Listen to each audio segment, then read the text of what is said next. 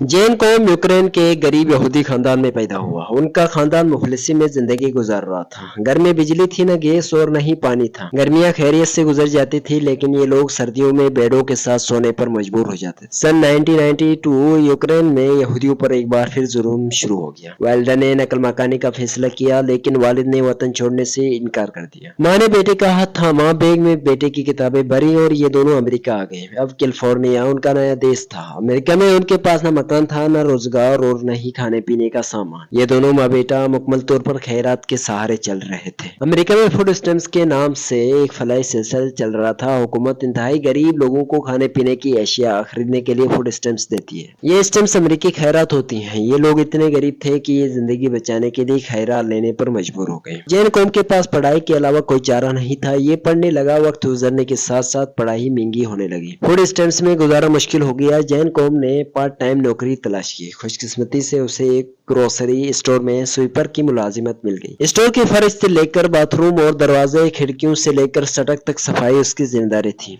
वो बरसों से ये जिम्मेदारी निभाता रहा। वो 18 साल की उम्र में कंप्यूटर प्रोग्रामिंग के शौक में मुब्तला हो गया। ये शौक उसे सेंट जॉर्ज स्टेट यूनिवर्सिटी में ले गया। वो 1997 में याहू में भर्ती हुआ और उसने 9 साल तक सर नीचे करके याहू में गुजार दिए। सन 2004 में फेसबुक आई और वो आहिस्ता आहिस्ता मकबूल होती चली गई और सन 2007 में दुनिया की बड़ी कंपनी बन गई। जैन कौम ने फेसबुक पर अप्लाई किया, लेकिन फेसबुक वालों को इसमें कोई पोटेंशियल नजर न आया। वो ये नौकरी हासिल न कर सका। वो मजीद 2 साल याहू में रहा। वो आईफोन खरीदना चाहता था, लेकिन हालात इजाजत नहीं दे रहे थे। उसने थोड़े थोड़े पैसे जमा किए और नया आईफोन खरीद लिया। ये आईफोन आगे चलकर इसके लिए सोने का सुहागा बन गया। जैन कौम ने फोन इस्तेमाल करते करते सोचा, मैं कोई ऐसी एप्लीकेशन क्यों न बनाऊं जो फोन का मुतबादिल भी हो, जिसके जरिए एसएमएस भी किया जा सके, तस्वीर भी भिजवाई जा सके। इसने ये आइडिया अपने एक दोस्त ब्रायन एक्टोन के साथ शेयर किया। ये दोनों इसी आइडिया पर डर गए। ये काम करते रहे यहाँ तक कि ये दोनों एक एप्लीकेशन बनाने में कामयाब हो गए। ये एप्लीकेशन नवंबर 2009 में लॉन्च हुई और ये देखते ही देखते मकबूलियत की हदें पार कर गई।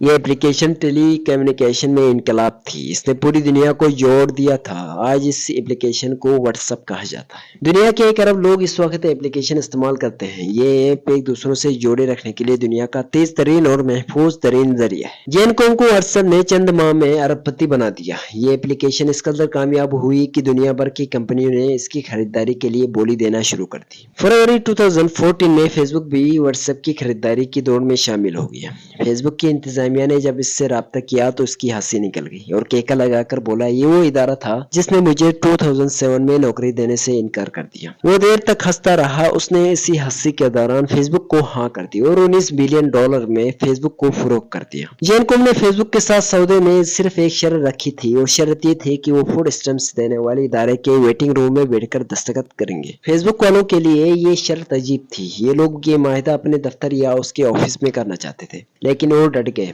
यहाँ तक कि फेसबुक इंतजामिया इसके जिद के सामने मजबूर हो गए। एक तारीख तय हुई। फेसबुक के लोग फ्लाई सेंटर पहुंचे। वो वेटिंग रूम के आखिरी कोने में आखिरी कुर्सी पर बैठा रो। ये वो सेंटर था जिसके इस कोने के इस आखिरी कुर्सी पर बैठकर वो और उसकी माँ घंटों फूड स्टैम्प्स का इंतजार करते थे। ये दोनों कई बार भूखे पेट यहाँ आए और शाम तक भूखे प्यासे यहाँ बैठे रहे। वो बरसों इस अमल से गुजरता रहा। चनाच जब कामयाबी मिली तो इसने अपनी जिंदगी की सबसे बड़ी कामयाबी इस वेटिंग रूम में मनाने का फैसला किया और इसने $19 बिलियन की डील पर फूड स्टैम्प्स की इंतजार में बैठे लोगों के दरमियान बैठकर दस्तखत किए।